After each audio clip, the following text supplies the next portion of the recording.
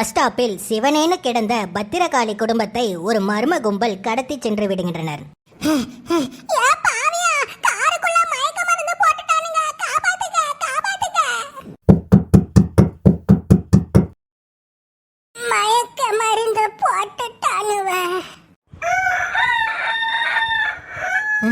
யாரு வீடு இது? நம்ம போட்டோவை செவுத்துல மாட்டிருக்காவ. ஏமா இங்க பாருங்கம்மா. கோஸ்ட் கோபால் வருமாவா? கோஸ்ட் கோபால் வருமா? என்ன தாண்டி பேய் வருமா?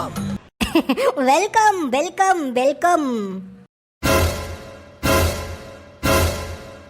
ஐயா, கோஸ்ட் கோபால் வருமா தம்பி, நீங்களா? நானே தாம்மா. அப்போ நீங்க தான்? ஆமாம்மா, நான் தான் உங்களை பாதுகாப்பா கூட்டு வர சொன்னேன். ஏண்டா மொட்டை, நாய் பிடிக்கிற வண்டியில கொசு மருந்து அடிச்சு மயக்க போட்டு எங்களை கடத்திட்டு வர்றதா உனக்கு பாதுகாப்பா கூட்டு வர்றதா? என்ன பண்றது பாட்டியம்மா, உங்க 2 பேரையும் தான் அமெரிக்கா முழுக்க தேடிட்டு இருக்காவளே. அதுவும் சரிதான்.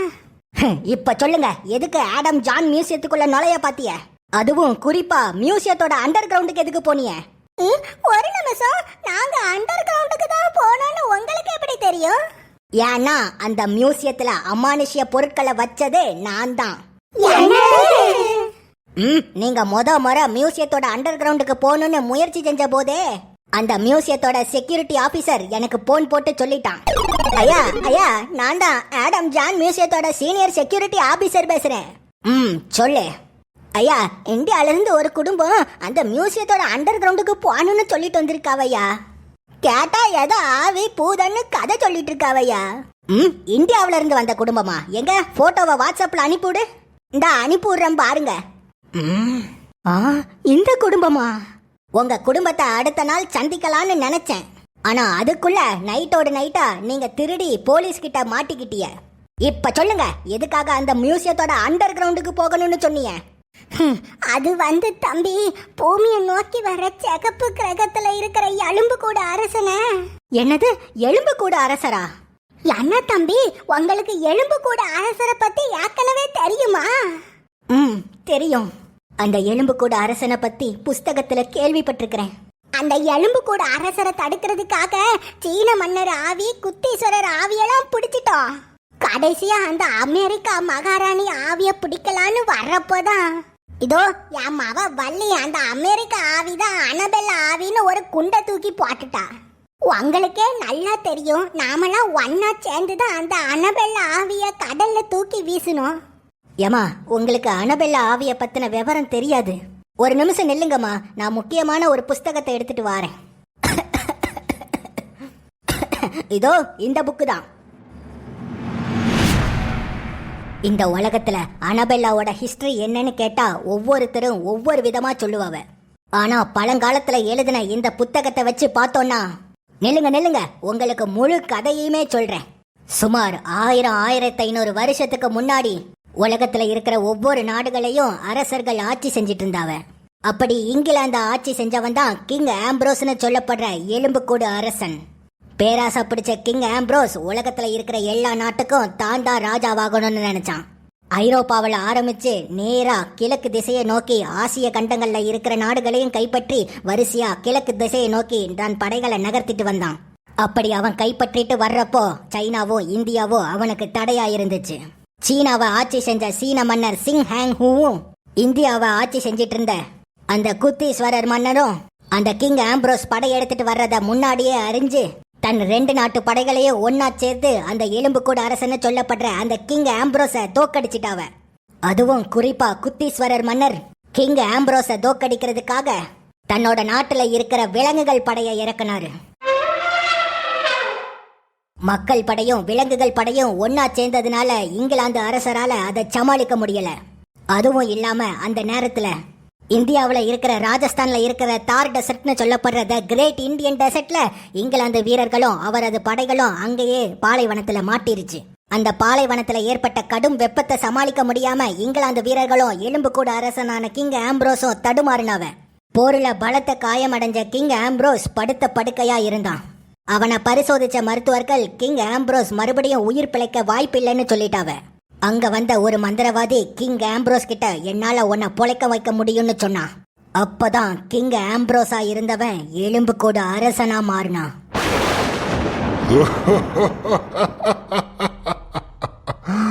இனி என்னை யாராலையும் அழிக்க முடியாது.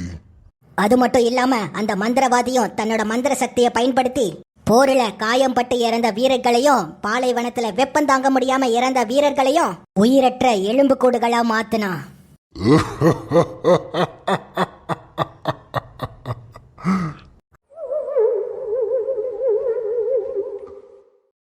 அத்தகைய பலத்தை எலும்புக்கூட வீரர்களை வச்சு எலும்புக்கூட அரசன் போரில இந்தியாவையும் சைனாவையும் தோக்கடிச்சு பதிலடி கொடுத்துட்டான். ஆனா போரில சீன அரசர் சிங் ஹேங் ஹூவும் இந்திய அரசர் குத்தீஸ்வரரும் தப்பிச்சு போயிட்டாவ. அப்படி உலகத்தோட முக்காவாசி பகுதிகளான ஐரோப்பாவையும் ஆசியாவையும் அந்த எலும்புக்கூட அரசன் கைப்பற்றிட்டான். ஆனா அவனுக்கு மேற்கு திசையில இருக்கிற அமெரிக்காவை பத்தின விவரம் தெரியல. ஒரு நாள் கடல்ல போயிட்டு வந்த தூதுவன் ஐரோப்பாக்கு மேற்கு பகுதியில ஒரு பெரிய பரப்பளவு கொண்ட நிலம் இருக்குதுன்னு எலும்புக்கூட அரசர்கிட்ட சொன்னான். அதுதான் இப்போ அமெரிக்கான்னு சொல்லப்படுற அந்த காலத்து வெல்மோரா. அந்த காலகட்டத்துல அமெரிக்காவை ஆட்சி செஞ்சது king Daniel and queen Elizabeth. இவங்க 2 பேருக்கும் கல்யாணம் ஆகி 17 வருஷமா குழந்தையே இல்ல.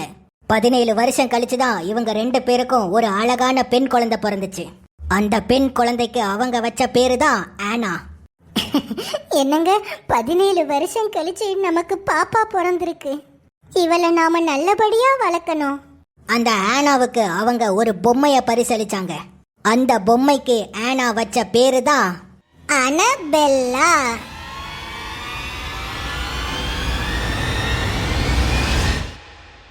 பூமியையே கைப்பற்றிட்டோன்னு நினைச்ச அந்த எலும்புக்கூட அரசனுக்கு இன்னும் மிச்சம் ஒரு நாடு இருக்குதா அப்படின்னு தகவல் தெரிஞ்சுது.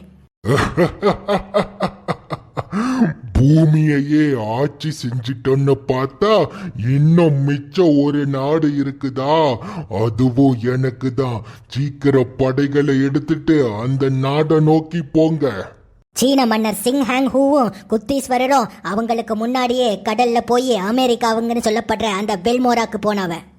அந்த காலத்து அமெரிக்காவோட அதிபரா இருந்த குயின் எலிசபெத் கிட்டையும் நடந்த எல்லா விஷயத்தை பத்தியும் எலும்புக்கூட அரசரை பத்தியும் எல்லா விவரத்தையும் சொன்னாவ. நீங்கள் இருவரும் கவலை கொள்ளாதீர்கள். எமது படைகள் கண்டிப்பாக அவர்களை தோற்கடிக்கும். நீங்கள் நினைப்பது போல் அந்த எலும்புக்கூட அரசரின் படைகள் சாதாரண படைகள் அல்ல. இறந்த மனிதர்களின் எலும்புக்கூடால் ஆன படை. அப்படைகளை வீழ்த்த மனிதர்களால் இயலாது. அப்போதான் அவங்க எல்லாரும் ஒன்னா சேர்ந்து ஒரு முடிவு பண்ணி எலும்புக்கூட அரசனை விட சக்தி வாய்ந்த ஒரு சாத்தான உருவாக்க முயற்சி செஞ்சாவ. பல்வேறு பூஜைகளை நடத்தி ஒரு சக்தி வாய்ந்த சாத்தான உருவாக்குனாவ. அந்த சக்தி வாய்ந்த சாத்தான் யாரும் எதிர்பார்க்காத நேரத்துல அந்த ஆனா வச்சிருக்கிற அந்த அனபெல்லாங்கிற பொம்மைக்குள்ள புகுந்துச்சு.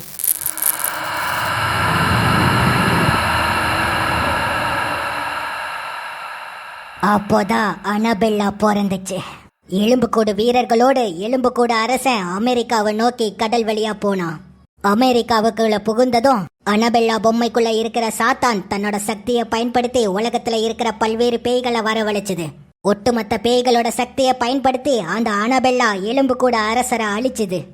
தான் அழிய போறத உணர்ந்த எலும்புக்கூட அரசன் தன்னோட ஆன்ம சக்தியை எலும்புக்கூடல இருந்து விடுவிச்சு ஆவியா மாறி பூமியில இருந்து தப்பிச்சு ஓடிட்டான். அந்த எலும்புக்கூடுக்குள்ள எலும்புக்கூட அரசரோட ஆவி சக்தி மறுபடியும் புகுந்துடக்கூடாதுங்கிறதுக்காக குத்தீஸ்வரர் தன்னோட மந்திரவாதிகள் மூலியமா உருவாக்குன அந்த சக்தி வாய்ந்த குதிரை செயினை எலும்புக்கூடு கழுத்துல மாட்டி விட்டாரு. அதே சமயம் பூமியில இருந்து தப்பிச்சு ஓடின அந்த எலும்புக்கூட அரசரோட ஆவி பூமிக்கு வெகு தூரத்துல இருக்கிற ஆள் நடமாட்டமே இல்லாத ஒரு கிரகத்தை நோக்கி அடைஞ்சது. மெல்ல மெல்லமா அந்த கிரகத்துக்குள்ள எலும்புக்கூடு வீரர்களை வர வச்சு அந்த எலும்புக்கூட அரசன் ஒரு பெரிய ராஜ்யத்தையே உருவாக்குனான்.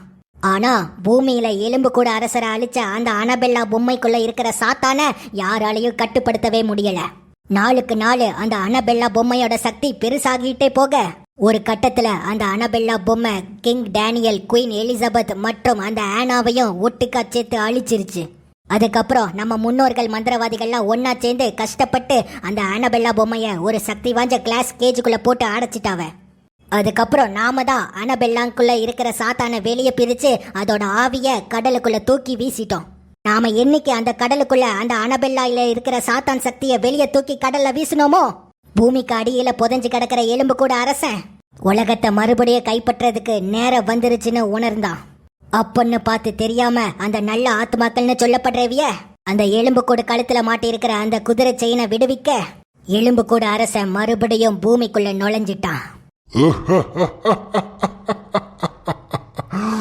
மறுபடியும் பூமியை ஆட்சி செய்ய வேண்டிய நேரம் வந்துருச்சு. சீனாவுல நீங்க பிடிச்ச சிங் ஹேங் ஹூவோட ஆவியும் குத்தீஸ்வரர் ஆவியும் அனபெல்லாவோட வருகைக்காக காத்துட்டு இருக்கிறாவ. ஏங்க அப்பா, அப்போ இம்புட்டு பெரிய விஷயம் நடந்திருக்குதா? ஆமாமா, அது மட்டும் இல்ல.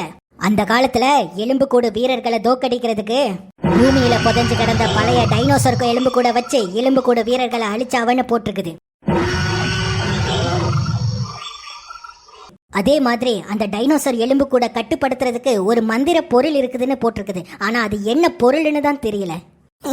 டைனோசர் எலும்பு கூட கட்டுப்படுத்துறதுக்கு பொருளா? அது என்ன பொருள்?